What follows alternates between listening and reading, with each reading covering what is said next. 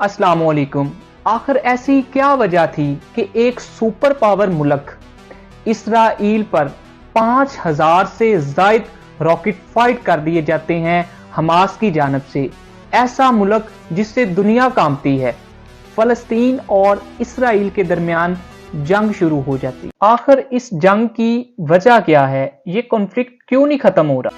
Hamas क्या है और ये गाजा स्ट्रिप किसको कहा जाता है? फलस्तीनी किसको कहा जाता है? वेस्ट बैंक क्या है? और कौन से ममालिक इसराइल का साथ दे रहे हैं और कौन से ममालिक फलस्तीन का साथ दे रहे हैं?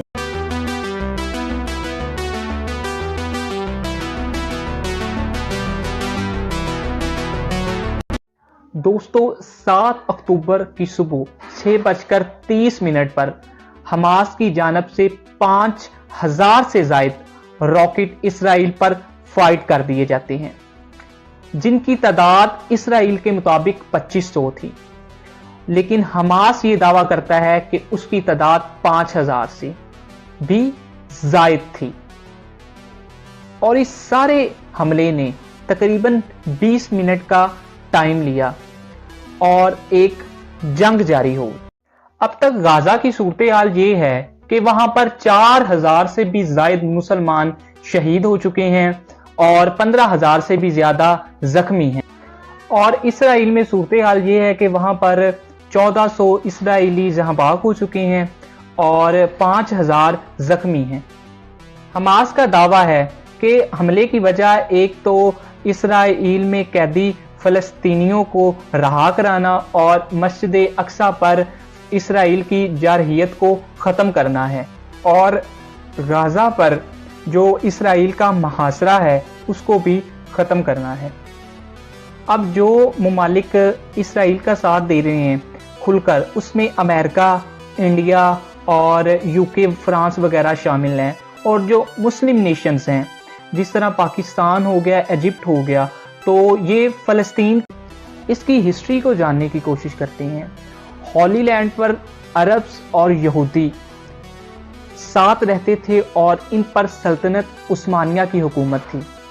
जब वर्ल्ड वॉर 1 ख़त्म हुई तो बरतानिया उसके फातहीन थे। इस अरसे के दौरान यूरोप से यहूदी इमिग्रेशन में बहुत ज़्यादा इजाफा हुआ।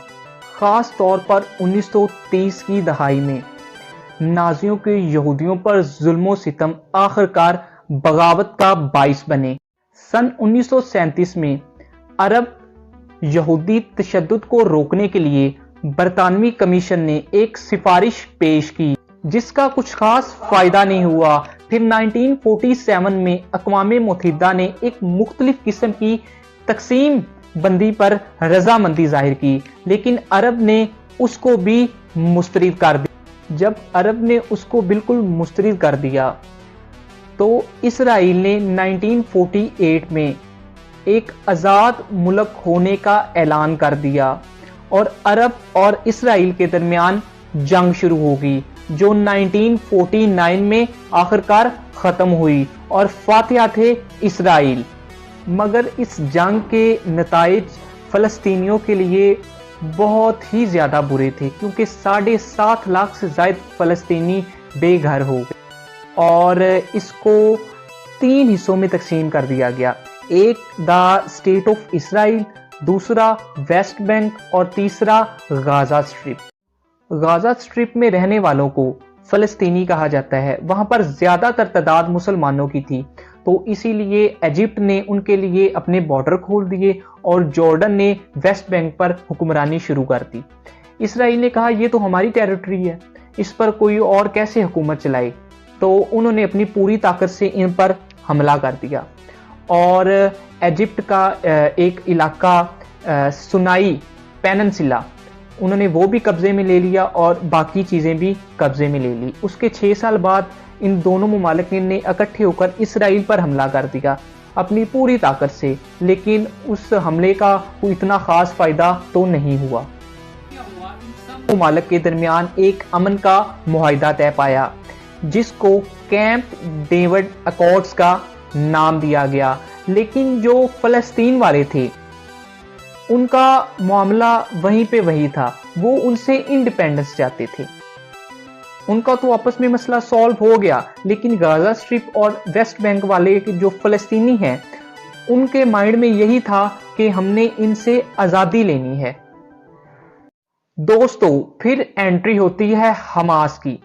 حماس ایک تحریک تھی جس کو فلسطین میں بے حد مقبولیت حاصل ہوئی، کیونکہ اس نے وہاں کی غربت پر بہت زیادہ کام کیا اور پھر سے ان میں ولولہ جوش پیدا کر دیا اپنی آزادی کے لیے۔ اور فائنلی 1987 میں ہی فلسطینی اٹھ کھڑے ہوئے اسرائیل کے خلاف، انہوں نے بغاوت شروع کر دی۔ جب حالات بد سے بدتر ہوتے گئے تو 1993 میں اوسلو 1 معاہدہ طے پایا، جس کا مقصد یہ تھا کہ ایک فریم ورک اسرائیل کی جانب سے پیش کیا گیا کہ غازہ اسٹرپ اور ویسٹ بینک پر وہ اپنی حکومت کر سکتے ہیں فلسطینی۔ پھر 1995 میں فلسطین کی جانب سے اوسلو 2 لانچ کیا جاتا ہے، جس کا بنیادی مقصد یہ ہوتا ہے کہ ویسٹ بینک کے کچھ شہروں جن کی تعداد 6 تھی اور 450 ٹاؤنز کو اسرائیل چھوڑ دے، لیکن اسرائیل نے اس معاہدے کو مسترد کر دیا۔ اس کے بعد سن 2000 میں کیا ہوتا ہے، اسرائیل باز نہیں آ رہا تھا ویسٹ بینک میں اپنی مداخلت پر، تو اسرائیل کے خلاف فلسطین والے وہاں اٹھ کھڑے ہوئے، تو اسرائیل نے وہاں پر ایک بیریئر وال کنسٹرکٹ کر دی، جس کی مخالفت انٹرنیشنل کرمنل کورٹ نے بھی کی، لیکن اسرائیل والے پھر بھی باز نہیں آئے۔ سن 2006 میں فلسطینیوں کے حوصلے ابھرے، کیونکہ حماس نے وہاں پر الیکشن ون کیا ایک بہت بڑے مارجن سے، اور غازہ اسٹرپ پر اپنی حکمرانی شروع گئی۔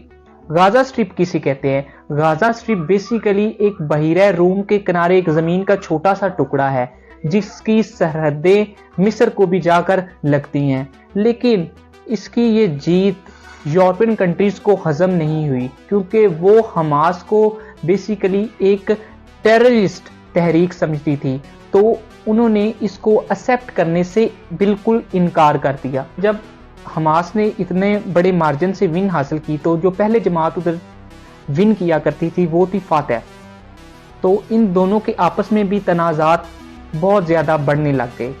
2006 سے 2011 تک ان کے درمیان بہت زیادہ مذاکرات ہوئے امن کے لیے، لیکن وہ سارے بیکار رہے، انہوں نے کسی بھی معاہدے کو دونوں نے فالو نہیں کیا۔ اس کے بعد دوستو آخر کار 2014 میں امن کا ایک معاہدہ طے پایا، جس میں جو غازہ اسٹرپ تھی اس پر حماس حکمرانی کرے گا اور جو ویسٹ بینک تھا اس پر فاتح۔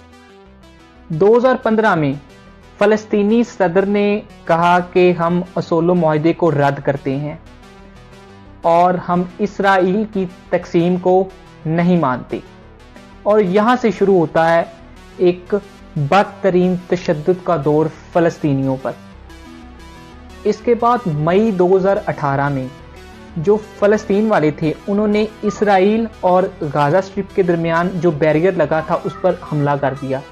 OIC کی رپورٹ کے مطابق 183 شہید ہوئے اور 6000 سے زائد فلسطینی زخمی۔ اب غازہ اسٹرپ پر تو حماس کی حکمرانی تھی، لیکن اسرائیل اس کو ایک ٹیررسٹ تحریک سمجھتے تھے، تو وہ مداخلت سے نہیں باز آئی۔ دوستو نفرتیں اتنی بڑھ چکی تھی کہ 2020 میں اسرائیل کی ایک عدالت نے کہا کہ جو یروشلم میں مسلمان یعنی فلسطین قیام پذیر ہیں وہ اپنے گھر یہودیوں کو دے کر 2021 تک یہاں سے چلے جائیں۔ اس کے بعد وہاں دنگے فساد شروع ہو گئے، فلسطینی سڑکوں پر نکل آئے، حالات اس حد تک بدتر ہو گئے کہ مسجد اقصی کے احاطے میں بھی شدت پھوٹ پڑی۔ وہاں پر جو اسرائیل کی پولیس تھی انہوں نے دستی بم، ربڑ کی گولیوں کا استعمال کیا اور بہت سے فلسطینیوں کو شہید کر دیا، اور جو اسرائیل کی پولیس تھی انہوں نے جو بھی فلسطینی تھے ان کو وہاں پر قیدی بنا لی۔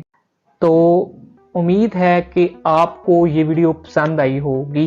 تو ملتے ہیں انشاءاللہ ایک نئی ویڈیو کے ساتھ.